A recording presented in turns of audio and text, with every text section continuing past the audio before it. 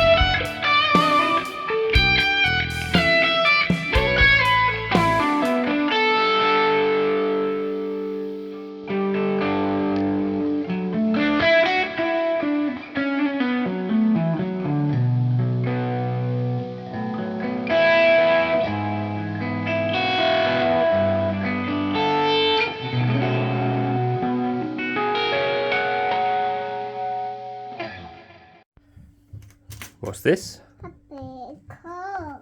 Whoa. Car. Say whoa. Wow. Yeah. Careful.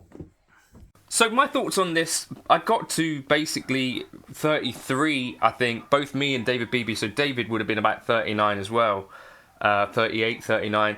We hadn't ever owned Les Pauls. Now, both myself and David, I hope I'm not oversharing here for you, David, are huge kind of fans of Gary Moore.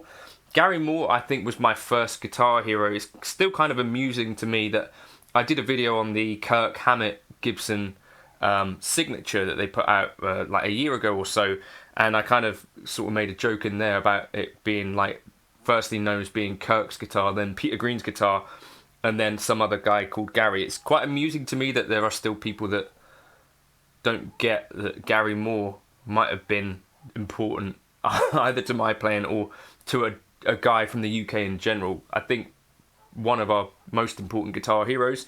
Anyway, yes, Gary Moore, obviously incredible player, and Thin Lizzy were a huge part of my kind of life growing up. And then got into Iron Maiden, who I think personally I see them more as like Super Strat kind of guys.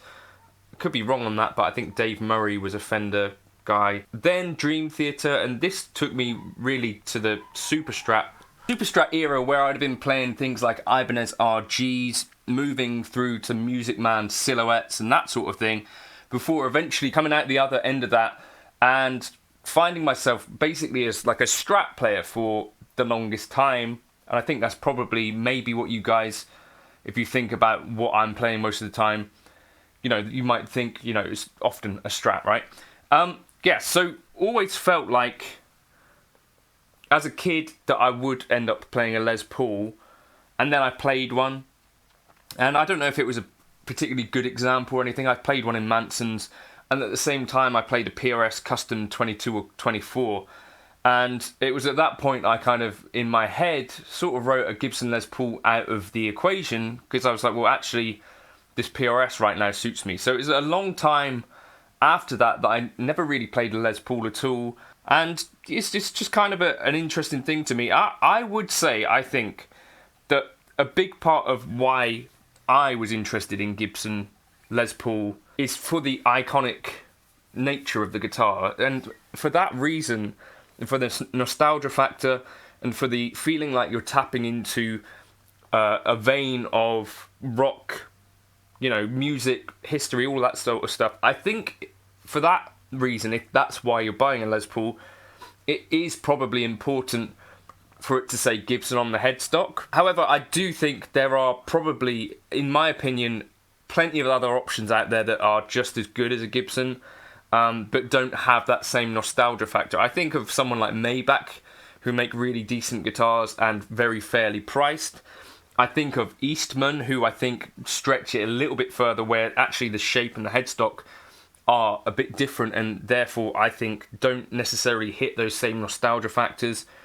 There's plenty of other brands out there. I think Nick Huber makes some versions of Les Paul type looking guitars. You know, list your favourites below, but is this true for any of you guys, where it kind of has to say Gibson, otherwise it doesn't really hit that same spot? I'd like to know your thoughts on that. I don't necessarily think they're even making the best Les Pauls anymore, unless you go into like the Murphy Lab territory, in which case my buddy Jake Loosemore's Murphy Lab, I think lots of people have played that guitar and really, really, really like it. I've played that guitar. I think it's fantastic. It does come with a hefty price tag though, and I don't know whether Murphy Labs to you sort of seem like the sort of thing that you'd be into or not. Having a Gibson Les Paul in the house for, you know, a couple of years has kind of taught me a few things. One is that it's saying Gibson on the headstock, at least when you get out of this kind of mode of hunting for the perfect Les Paul, at least can shut the door to a little bit of gas, because you have got an authentic thing here. Whether it's actually that authentic or not, actually it's probably not got that much in common at all with this. This is a standard from 2002, so this will have the Swiss cheese weight relief. This will be a short tenon. It's got a 50 style neck, but you know, things like a pretty plasticky binding that's very thick. You know, there's plenty of things about it that are not actually that close to a 50s burst or whatever. I think most people probably realise that. So yeah, but if you go into your R9s and Murphy Lab sort of territory, then you get a little bit more of an authentic experience, if that's what you're after. But yeah, it did sort of close the door to gas for a while, and then I gigged it a couple of times, and I actually think that what maybe if you've not played a Les Paul, what you think it might feel like to play it is maybe not as much the reality. So I thought it would be like a really clunky instrument that I'd sort of be playing a bit slower on or whatever, but actually it's a really fast playing neck, even the 50s neck for me. Quite a flat radius, bends come off really nicely on it, and because of that shorter scale length relative to a Strat, like some of the legato stretchy stuff actually comes off a bit easier too, especially if you top wrap it as well. That does lighten your string tension a bit, in my opinion, and I think is worth trying. And ultimately, I think what my feeling of what it might be like to play a Les Paul, I think was probably a little bit wrong, having now played a few more. But yeah, no, I don't think there's anyone working at Gibson that was working on the original kind of burst stuff. If you watch videos of their process now, it's all pretty much CNC, right? And then a little bit of hand finishing at the end. So not actually that close to how they were made, if that matters to you. But yeah, let me know your thoughts. Does it have to say Gibson on it? Or are there great examples? I think Epiphone are making some really good stuff as well recently, although that is creeping up in price as well. So I'd love to know your thoughts. Would you go for an expensive boutique version, I guess like Slash has done, and probably one of the most iconic Les Paul players interesting that I don't think his was even a Gibson for years and years and years. So yeah, let me know your thoughts. This has Monty's pickups in it as well. Monty's make pickups, they're up the road in Cheltenham, and I think those did kind of make it a little bit more spanky than your average Les Paul, because they're sort of underwound paths. I quite like that as a design. But yeah, let me know your thoughts. Actually, I was really enjoying playing it through my amp in the room preset, glassy plexi room. The dogs are going mental. I'm going to stop here. But yeah, play authentic. Do you have to?